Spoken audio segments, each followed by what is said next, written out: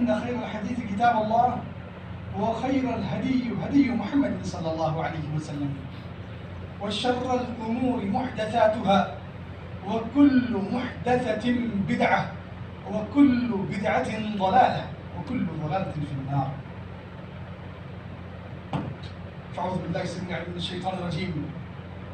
يا أيها الذين آمنوا اتقوا الله يا أيها الذين آمنوا اتقوا الله حق تقاته ولا تموتن إلا وأنتم مسلمون.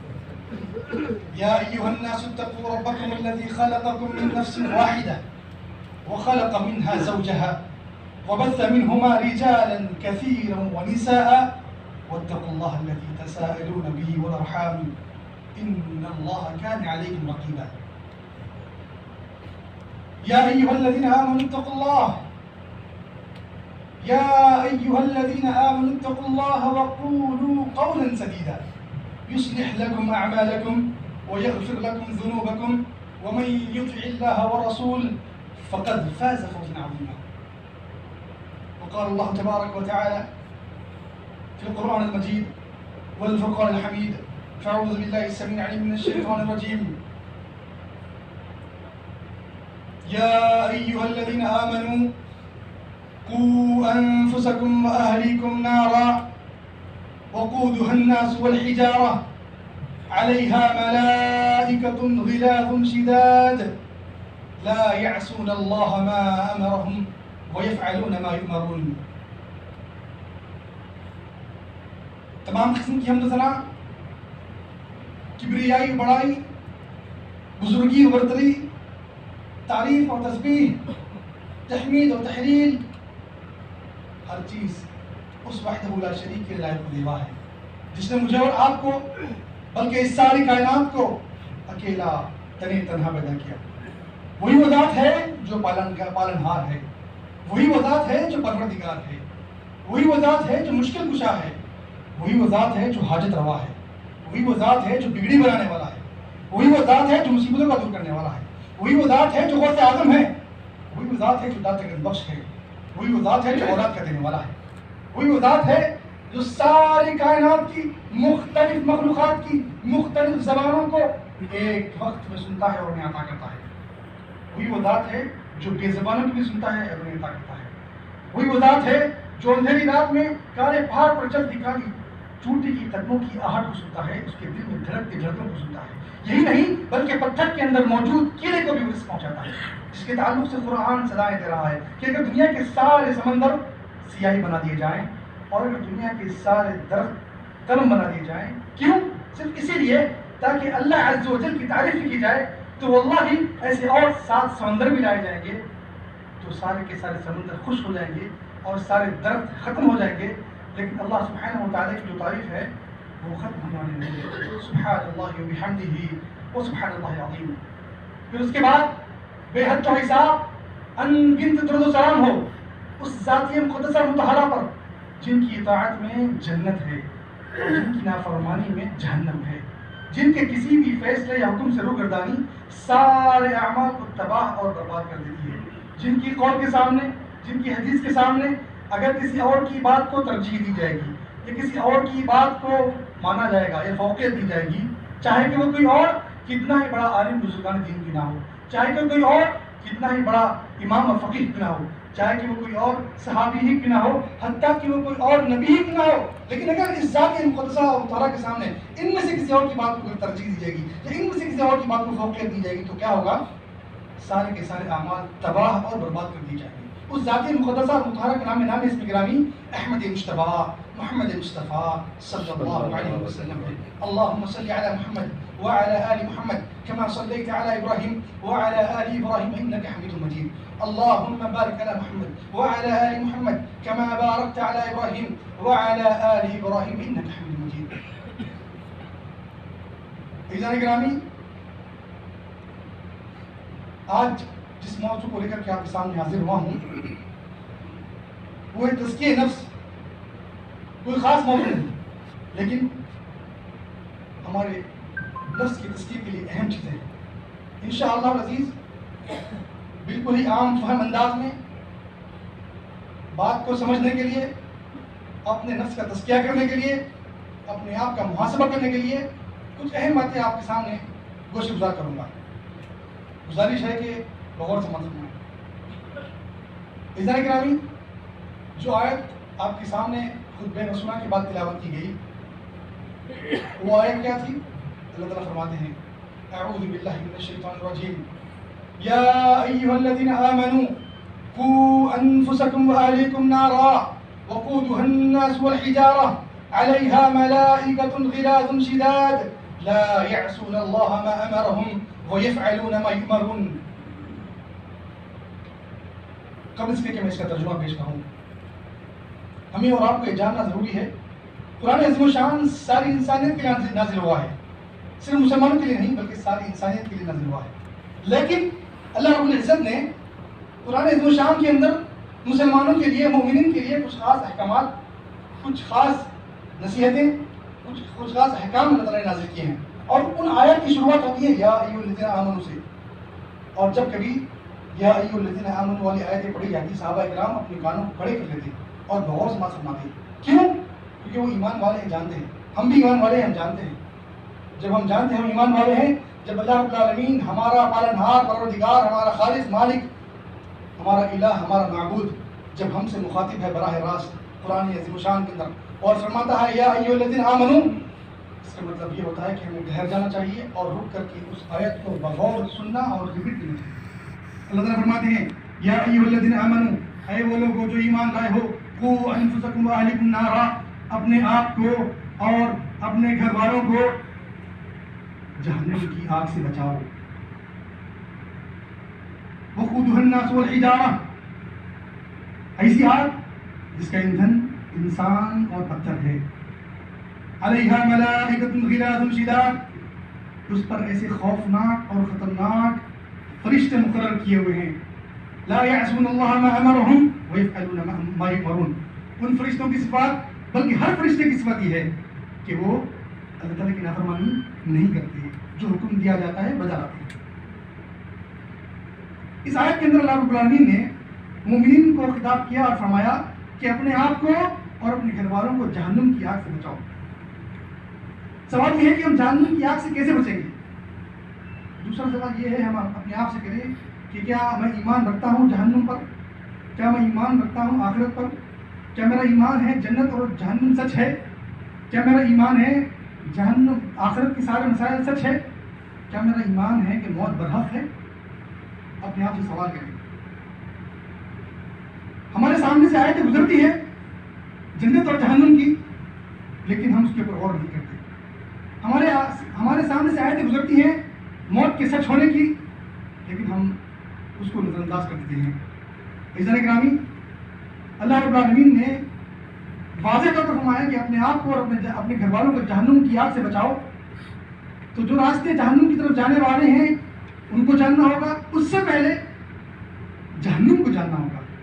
جس چیز سے بچنے کا اللہ رب العالمین نے ہمیں حکم دیا اس کے بارے میں کچھ چیزیں جاننا ضروری ہے، کیونکہ جب تک کہ ہم کسی چیز کے فائدے اور نقصانات کے بارے میں نہیں جانیں گے نہ ہم اس سے فائدہ اٹھا سکتے نہ اس سے ہم بچ پاتے. اسی لیے جہنم کیا چیز ہے؟ ہلکی سی چیز ہے.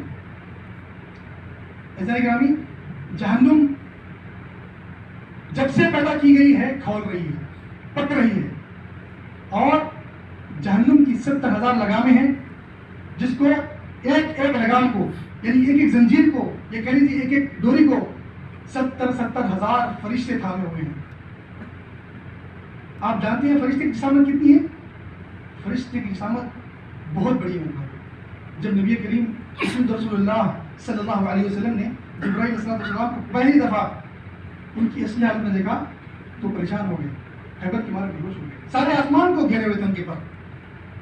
اور حدیث میں آتا ہے کہ فرشتے کے کاندھے سے اس کے کان کلو تک کا جو راستہ ہے تیز رفتار گھوڑے سے کافی سال کا راستہ ہے. اتنا بڑا ایک فرشتہ، ویسے 70,000 فرشتے ایک لگام تھامے ہوئے ہیں، ویسے 70,000 لگامیں جہنم کے اطراف اور اکناف ہیں اور اس کو پکڑے ہوئے ہیں کہ وہ کہیں ابل نہ جائے، کہیں وہ کھول نہ جائے. اس کو تھامے ہوئے ہیں اللہ کے حکم سے. عزیز ساتھیوں، جہنمی کو جب جہنم میں ڈالا جائے گا تو ان کی پیاس کے لیے انہیں خون دیا جائے گا. کیا دیا جائے گا؟ خون دیا جائے گا. پیپ دیا جائے گا. وہ خون وہ پیپ جس کو دنیا کے اندر لوگ دیکھ کر کتراتے ہیں, اس کی بو سے نفرت کرتے ہیں, وہ چیز دی جائے گی. اور آپ کیا سمجھتے ہیں جہنم نہیں پیئیں گے؟ اس کو پیئیں گے. اس کی تپش سے پریشان ہو کر کے, جہنم کی ہولناکی اور اس کی تپش سے پریشان ہو کر کے اسے انہیں خون دیا جائے گا, پیپ دیا جائے گا, تو اسے پیئیں گے. اور جب انہیں بھوک لگے گی تو زقوم کا کانٹے دار درخت دیا جائے گا کھانے کے لیے. وہ کانٹے دار چیز جس سے ہم دور بھاگتے ہیں, کہیں لگ جائے تو چپ جائے گی, اس خوف سے ہم اس سے دور رہتے ہیں, وہ دیا جائے گا کھانے کے لیے, اور جہنم میں اس کو کھائیں گے. انا للہ و انا الیہ راجعون. اور جہنم کے اندر جب جہنمی کو ڈالا جائے گا, آپ جانتے ہیں جہنمی کا, بلکہ جب آخرت کا مرحلہ شروع ہو جائے گا, انسان کی جسامت تبدیل کر دی جائے گی. وہاں پر یہ جسم نہیں رہے گا, مختلف جسم رہے گا. ایک بڑا جسم رہے گا, بہت بڑا جسم, کیونکہ اس کو جلایا جانا ہے یا پھر اس کو اجل دیا جانا ہے, دو میں سے ایک. اور جب جہنمی کو جہنم میں ڈالا جائے گا تو ان کی جلد جل جائے گی, تو دوبارہ ان کی جلد چڑھائی جائے گی. اس ساتھیوں, موت دنیا کی حد تک ہے. جب دوبارہ اٹھایا جائے گا وہاں پر موت نہیں ہے. اللہ رب العالمین موت کو دنیا کی شکل میں ذبح کر دیں گے, وہاں پر کسی کے لیے موت نہیں ہے. جب جہنم میں ڈالا جائے گا تو انہیں جلنا ہے. پھر جب جلنے کے بعد ان کی جلد جل جائے گی, پھر دوبارہ ان کو نئی جلد چڑھائی جائے گی, پھر انہیں جلا جائے گا, پھر ان کی جلد جل جائے گی, پھر انہیں دوبارہ عذاب دیا جائے گا, ان کا سر پھوڑا جائے گا, ان کے سر دوبارہ بنایا جائے گا, پھر ان کو دوبارہ سے عذاب دیا جائے گا. یہ عذاب کا سلسلہ وہاں جاری رہے گا. جہنم بڑی خطرناک اور خوفناک جگہ ہے. سب سے پہلے ہمیں ایمان رکھنا ہوگا کہ یہ سچ ہے. سب سے پہلے ہمیں ایمان رکھنا ہوگا کہ ہمیں مرنا ہے. ایک ساتھیوں, آخرت کے مراحل سے پہلے دنیا کے اندر جو کڑوا سچ ہے وہ موت ہے. موت ایک اٹل چیز ہے, ایک سچ ہے, ایک کڑوا سچ ہے. عزیزان گرامی, موت آپ کو دعوت دے کے نہیں آتی کہ تیار رہو میں آنے والی ہوں, بلکہ جب اللہ کا حکم ہو جاتا ہے آنا ہے تو آ جاتی ہے. موت نہ کسی کی عمر دیکھتی ہے, نہ صحت کی ضرورت ہے موت کے لیے, نہ کسی بہانے کی ضرورت ہے. میرے بھائیوں, کسی بہانے کی ضرورت نہیں ہے موت کو. جب اللہ کا حکم ہونا ہے, موت آنی ہے تو آ جاتی ہے. نہ موت کو کسی حادثے کی ضرورت ہے, نہ موت کو کسی بیماری کی ضرورت ہے, نہ موت کو کسی عمر کی ضرورت ہے, صرف اللہ کے حکم کی ضرورت ہے. ہم نے اور آپ نے مشاہدہ کیا ہوگا, دنیا میں کئی قسم کے لوگ دنیا سے گئے. ہر عمر کا انسان دنیا سے گیا. پیدا ہونے سے پہلے بچہ ماں کے پیٹ میں مر جاتا ہے. پیدا ہونے کے بعد بچہ ابھی کچھ دنوں کا, کچھ مہینے کا ہوتا ہے, مر جاتا ہے. بچہ ابھی چلنا پھرنا سیکھتا نہیں, اس سے پہلے مر جاتا ہے. بلکہ بلوغت کی عمر سے پہلے پہنچنے کے بعد بچہ مر جاتا ہے. بالغ بچہ مرتا ہے, نوجوان عمر میں نوجوان مرتا ہے, ادھر عمر میں ادھر انسان مرتا ہے, بڑھاپے میں بوڑھے مرتے ہیں. الغرض موت کی کوئی قید نہیں ہے, کوئی عمر کی قید نہیں ہے. جب آنا ہے تو آ جاتی ہے. اس غفلت سے نکل جائیے گا کہ بھی زندگی پڑی ہے, دیکھا جائے گا. سب سے بڑی غفلت اور شیطان کی چال ہے, یہ بہت بڑی غفلت ہے. موت اچانک آنے والی چیز کا نام ہے. دعوت دے کے نہیں آتی کہ میں آنے والی ہوں, تیار ہو جاؤ. عزیزان گرامی, ہم دنیا کے اندر آزمائش گاہ میں ہیں. ہمارا امتحان چل رہا ہے. ہم ابھی امتحان گاہ میں بیٹھے ہوئے ہیں. ہم ایک مسافر کی حیثیت رکھتے ہیں. ہماری زندگی ایک مسافر کی حیثیت ہونی چاہیے, ہمیشگی کی نہیں. ہم یہاں آرائش کے لیے نہیں آئے, ہم یہاں ہمیشہ رہنے کے لیے نہیں آئے. ہم یہاں پر, عزیزان گرامی, نبی کریم صلی اللہ علیہ وسلم نے فرمایا الدنیا سجن المؤمن و جنت الکافر. دنیا مومن کے لیے قید خانہ ہے اور کافر کے لیے جنت ہے. کیونکہ کافر کو وہاں پر جنت نہیں ہے. مسلمانوں کو یہاں آزمایا جائے گا, مومنین کو ان کے ایمان کے عوض آزمایا جائے گا. بھوک سے, پیاس سے, مار سے, بیماری سے, الغرض ہر چیز سے آزمایا جائے گا. جس کا ایمان جتنا ہوگا اتنا زیادہ آزمایا جائے گا. سب سے زیادہ آزمائش زمین پر کسی کو آئی ہے تو انبیاء کرام علیہ السلام کو, خصوصاً نبی کریم محمد رسول اللہ صلی اللہ علیہ وسلم کو آئی ہے. ہر وہ آزمائش, ہر وہ مصیبت. لیکن ایک مومن کا شیوا کیا ہے؟ صبر اور شکر کے درمیان زندگی گزارتا ہے. ہماری زندگی صبر اور شکر کے درمیان ہونی چاہیے. الغرض عزیزان گرامی, موت کڑوا سچ ہے. موت کے بعد کے مراحل, خبر کے جو حالات ہیں وہ اہم حالات ہیں, اور خبر کے جو سوالات کے جوابات دینے والے ہیں ہم لوگ, ہمارے اپنے اعمال کی بنیاد پر دیں گے. اگر ہمارے اعمال دنیا میں صحیح ہوں گے, ہماری زبان سے سوالات کے جوابات آسانی سے نکل پائیں گے. اگر ہمارے اعمال صحیح نہیں ہوں گے, ہم نے نافرمانیاں کی ہوگی, ہم نے نمازوں کی پابندی نہیں کی, اپنے عقیدے کی اصلاح نہیں کی, توحید کو نہیں سمجھا, سنت کو نہیں سمجھا, شرک کا ارتکاب کیا, بدعات کا ارتکاب کیا, نافرمانی کی, نمازوں کو چھوڑا, تو وہاں پر خبر کے اندر کسی سوال کا جواب ہمارے منہ سے نہیں نکل پائے گا. پھر کیا ہوگا؟ موت کے ساتھ ہی آپ کا عذاب شروع ہو جائے گا۔ ابھی دنیا میں ابھی جو آخرت سے پہلے جو ملائک ہیں جس کو برزخی زندگی کہتے ہیں، وہیں سے عذاب کا سلسلہ شروع ہو جائے گا۔ پھر اس کے بعد دوبارہ جب اٹھایا جائے گا میدان محشر کے حالات اپنے ہیں۔ عزیزان گرامی، جب خبر کا دوبارہ اٹھایا جائے گا تو حالات کیا ہوں گے؟ لوگ حساب کتاب کے لیے کھڑے ہوں گے اور وہاں پر سورج 1 میل کے فاصلے پر ہوگا، 1 میل کے فاصلے پر۔ آج سورج کروڑوں میل دور ہے تو لوگ سورج کی گرمی کی تپش سے مر رہے ہیں، کچھ دیر باہر ٹھہرنا پسند نہیں کرتے۔ وہاں پر سورج 1 میل کے فاصلے پر ہوگا، اور وہاں پر جب اٹھایا جائے گا حساب کتاب کا دن، اللہ رب العالمین فرماتے ہیں 50,000 سال کا دن ہوگا، 50,000 سال کا دن ہوگا حساب کتاب۔ وہاں ٹھہرے رہنا ہے، ٹھہرے رہنا ہے بس۔ اس دن کی تیاری کرو بھائی۔ اگر اس دن اللہ رب العالمین کے عرش کا سایہ چاہتے ہو، اور اگر اس دن یہ جو لمبا عرصہ 50,000 سال کا ہے اگر چاہتے ہیں کہ وہ عرصہ آپ کے لیے کم ہو جائے تو موقع ہے۔ ابھی سانسیں چل رہی ہے، توبہ استغفار کر لیں، اپنے اعمال کو بدل لیں، اپنی اصلاح کر لیں۔ عزیزان گرامی، الغرض کچھ اہم باتیں رکھتے ہوئے اپنی باتوں کو ختم کروں گا۔ اللہ تعالیٰ نے فرمایا اپنے آپ کو اور اپنے گھر والوں کو جہنم کی آگ سے بچانا۔ وہ راستے تو جہنم کی طرف جانے والے ہیں اختصار کے ساتھ، وہ گناہ جو ہم سے روز بروز ہو رہے ہیں، وہ گناہ جس کے ذریعے سے ہم روز بروز جہنم کے قریب ہوتے جا رہے ہیں اور جنت سے دور ہوتے جا رہے ہیں، ان کا ذکر کرنا ہے۔ ویسے تو بہت سارے گناہ ہیں، بلکہ ہم اس حالت تک پہنچ چکے ہیں کہ ہمارے ضمیر مردہ ہو چکے ہیں۔ ہم گناہ کبیرہ کیے جا رہے ہیں لیکن ہمارا ضمیر، ہم کو معلوم ہی نہیں کہ ہم گناہ کر رہے ہیں۔ ہم گناہ کبیرہ کر رہے ہیں لیکن اس کو فیشن سمجھ رہے ہیں، ہم گناہ کبیرہ کر رہے ہیں لیکن اپنی شان سمجھ رہے ہیں، ہم گناہ کبیرہ کر رہے ہیں لیکن اپنی عزت سمجھ رہے ہیں۔ لا حول ولا قوة الا باللہ، انا للہ وانا الیہ راجعون۔ وہ گناہ جو روز بروز ہمیں جہنم کی قریب کر رہے ہیں، ان میں سب سے بڑے گناہ کون سے ہیں میرے بھائیوں؟ شرک۔ ایک مسلمان کلمہ پڑھتے ہوئے اگر اللہ کے ساتھ شرک کرے، کلمہ پڑھتے ہوئے غیر اللہ کے ہاں سجدہ کرے، کلمہ پڑھتے ہوئے کسی اور کو داتا مانے، کلمہ پڑھتے ہوئے کسی اور کو اولاد دینے والا سمجھے، کلمہ پڑھتے ہوئے کسی اور کے واسطے اور وسیلے اپنے دعاؤں میں شامل کرے، تو اسی شخص کے لیے کوئی عمل اللہ کے یہاں قابل قبول نہیں۔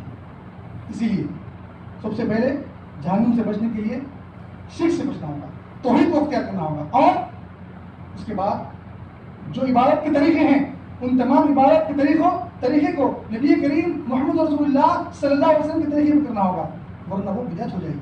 وہ عبادت جو شریعت کے اندر نہیں بتائی گئی وہ بدعت ہے۔ جب تک بدعت کرتے رہیں گے اللہ رب العالمین کو ہمارے اعمال کی کوئی ضرورت نہیں۔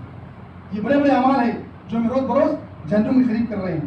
اس کے علاوہ وہ عمل جو ہم صبح سے لے کر کے شام تک کیے جا رہے ہیں ان میں جھوٹ بولنا ہے، جو عام چیز ہے میں اس کا ذکر کر رہا ہوں۔ جھوٹ عام ہے بھائی، اور جھوٹ مختلف انداز میں بولا جاتا ہے۔ لوگوں کو ہنسانے کے لیے جھوٹ بولا جاتا ہے، اپنی عزت اور اپنی شان بڑھانے کے لیے جھوٹ بولا جاتا ہے، واہوائی کے لیے جھوٹ بولا جاتا ہے، یا نوکری بچانے کے لیے جھوٹ بولا جاتا ہے۔ مختلف انداز میں لوگ جھوٹ بولتے ہیں۔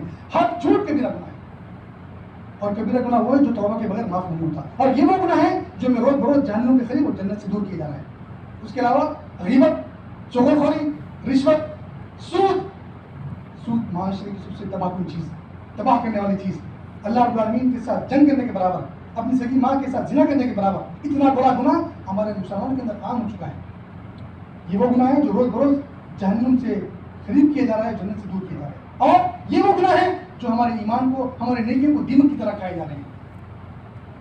ویسے بہت سارے گناہ ہیں بھائی، لیکن ایک خاص گناہ کا ذکر کرتے ہوئے میں بات کرتا ہوں۔ وہ گناہ کون سا ہے؟ اپنی آنکھوں کا زنا۔ عزیزان گرامی، آج ہمارے ہاں سب سے بڑا فتنہ اپنے جیبوں میں، اپنے ہاتھوں میں ہے۔ اپنی آخرت کو تباہ کرنے والی چیز اپنے ساتھ یہ کر رہے ہیں۔ ضرورت نہیں ہے کہ ہم کہیں اور اڈوں پہ جائیں، کہیں خاص مقامات پر جائیں گناہ کرنے کے لیے، یہ کافی ہے ہماری آخرت تباہ کرنے کے لیے۔ عزیز ساتھیوں، عرش کے سائے میں جگہ پانے والوں میں سے ایک شخص وہ ہوگا جو جس کو ایک عورت، خوبصورت عورت، مالدار عورت، حسب و نسب کی عورت اس کو زنا کے لیے دعوت دے، لیکن وہ یہ کہے کہ نہیں میں اللہ سے ڈرنے والا ہوں، تو اس کے لیے آخرت کے دن جب 50,000 سال کا جو دن ہوگا، جب سورج 1 میل کے فاصلے پر ہوگا، اس دن اللہ رب العالمین اس کو عرش کا سایہ عطا کریں گے۔ لیکن آج یہ موبائل آپ کو ہمیشہ دعوت دیتا ہے اور آپ اس کی اطاعت کرتے ہیں۔ اس کے اندر میسج آتا ہے، گندگی، بے حیائی، فحاشی آتی ہے، اس کو آپ دیکھتے ہیں۔ کیا یہ گناہ نہیں ہے؟ کہ یہ آنکھوں کا زنا نہیں ہے؟ ایسا نہیں گرامی، یہ آنکھیں اللہ کی دی ہوئی نعمت ہے، اس کو پلیز زحمت نہ بناؤ، یہ آنکھیں اللہ کی دی ہوئی نعمت ہے، یہ آنکھیں اللہ کی دی ہوئی امانت ہے، اس کے ساتھ خیانت نہ کرو. یہ آنکھیں اللہ کی اطاعت کے لیے دی گئی ہیں، یہ آنکھیں اللہ کی قدرتوں کو دیکھنے کے لیے دی گئی ہیں، یہ آنکھیں اپنے پیاروں کو دیکھنے کے لیے دی گئی ہیں. کچھ دیر کے لیے تصور کریں، اگر یہ آنکھیں آپ سے چھن جائے تو کیا کرو گے؟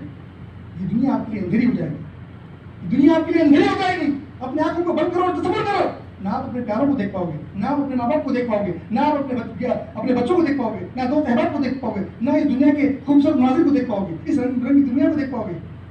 ختم. اللہ نے آپ کو آزمائش کے لیے آنکھیں دی ہے، اس آزمائش کی کہ دیکھیں کہ یہ بندہ اس نعمت کے ذریعے سے اطاعت کرتا ہے یا نافرمانی کرتا ہے. کیا ہماری آنکھیں اللہ کی نافرمانی سے بچی ہوئی ہیں؟ اپنے آپ کا تزکیہ کریں. اللہ رب العالمین نے اپنے آپ کو جہنم کی آگ سے بچنے کا حکم دیا اور اس کے بعد اپنے گھر والوں کو جہنم کی آگ سے بچانے کا حکم دیا. اگر ہم خود اپنے آپ کو جہنم کی آگ سے بچانے والے نہیں بنیں گے، اپنی اولاد کو کیسے جہنم کی آگ سے بچائیں گے؟ اپنے بیوی بچوں کو کیسے جہنم کی آگ سے بچائیں گے؟ جب ہم خود گھر کے اندر ٹیلی ویژن لا کر رکھیں گے اور خود دیکھتے رہیں گے بے حیا عورتوں کو، بے پردہ عورتوں کو، ننگی عورتوں کو، ننگا ناش، فحاشی. یاد رکھیے گا، نبی کریم محمد رسول اللہ صلی اللہ علیہ وسلم نے واضح طور پر فرما دیا کہ ایک دل کے اندر بے حیائی اور ایمان اکٹھا نہیں ہو سکتا. یہ ایمان رہے گا یا بے حیائی رہے گی. اگر بے حیائی آ جائے گی ایمان چلا جائے گا. ایک دل کے اندر بے حیائی اور ایمان اکٹھا نہیں ہو سکتے. اگر آپ جنت میں جانا چاہتے ہیں، اگر آپ اپنے آپ کو جہنم کی آگ سے بچانا چاہتے ہیں، ٹھان لیجیے گا کہ اس فتنے سے آپ بچیں گے ضرور، ورنہ بھول جائیں گے. جنت ایسی فری میں ملنے والی چیز نہیں ہے. آپ امتحان میں ہیں، امتحان میں کامیاب ہوں گے تو جنت ہے، امتحان میں ناکام ہوں گے تو جہنم ہے. اگر جنت میں جانا چاہتے ہیں اس فتنے سے بچیے گا، انٹرنیٹ کے فتنے سے بچیے گا، بے حیائی سے بچیے گا. عزیزان گرامی، اللہ رب العالمین نے ہمیں پردے کا حکم دیا، پردہ کرنے کا حکم دیا غیر محرم عورتوں سے. کیا آپ جانتے ہیں غیر محرم عورتیں کون ہیں؟ ہمارا دین بڑا آسان ہے. اللہ رب العالمین نے آسانی طور پر قرآن کے اندر ان عورتوں کا ذکر کر دیا جو محرم ہیں، ان کے علاوہ جتنے سارے ہیں وہ غیر محرم ہیں. محرم عورتیں آپ انگلی پہ گن سکتے ہیں کتنی ہیں، اس کے علاوہ جتنی ساری عورتیں وہ غیر محرم عورتیں ہیں آپ کی. ان کو دیکھنا اور جان بوجھ کے انہیں دیکھنا، دوبارہ غلطی سے دیکھ لیا، غفلت سے نظر پڑ گئی الگ بات ہے. دوبارہ ان کو دیکھنا یہ آنکھوں کا زنا ہے اور کبیرہ گناہ ہے. عزیزان گرامی، جو محرم عورتیں ہیں وہ کون سی عورتیں ہیں؟ آپ کی ماں، آپ کی بیٹی، آپ کی بہن، آپ کی بھانجی، آپ کی بھتیجی، آپ کی خالہ، آپ کی پھوپھو، آپ کی ساس، آپ کی نانی، آپ کی دادی. یہ کچھ رشتے ہیں جو محرم رشتے ہیں. ان کے علاوہ سارے غیر محرم رشتے ہیں. میں نے آپ محرم رشتے بتائیں، اس کے علاوہ سارے غیر محرم رشتے ہیں. رشتے داروں کے اندر جو غیر محرم رشتے ہیں، جو ہمارے لیے فتنہ بنے ہوئے ہیں آج معاشرے کے اندر، جو ہمارے معاشرے کو تباہ کر رہے ہیں، جن کے ذریعے سے ہمارا ایمان، ہمارے دل، ہمارے زمین مردہ ہو رہے ہیں، وہ کون سے رشتے ہیں؟ جس کے ساتھ ہم بے پردگی کرتے ہیں، بھابھی کا رشتہ، سالی کا رشتہ، چچیری بہن کا رشتہ، ماموزاد بہن، پھپھوزاد بہن، خالازاد بہن. یہ وہ رشتے ہیں جو رشتہ داری کے اندر ہیں لیکن غیر محرم ہیں. مامی، چاچی، یہ وہ رشتے ہیں جو رشتے دار تو ہیں لیکن غیر محرم ہیں. ان سے بے جا گفتگو کرنا، ان کو دیکھنا جائز نہیں ہے. شریعت ہماری یہ ہے، ہماری شریعت ہمیں اس بات کی تعلیم دیتی ہے کہ اپنی نظروں کو نیچے رکھو، پردہ کیا جائے، اور ان عورتوں کو حکم دیا ہے کہ وہ پردہ کریں ہمارے سامنے.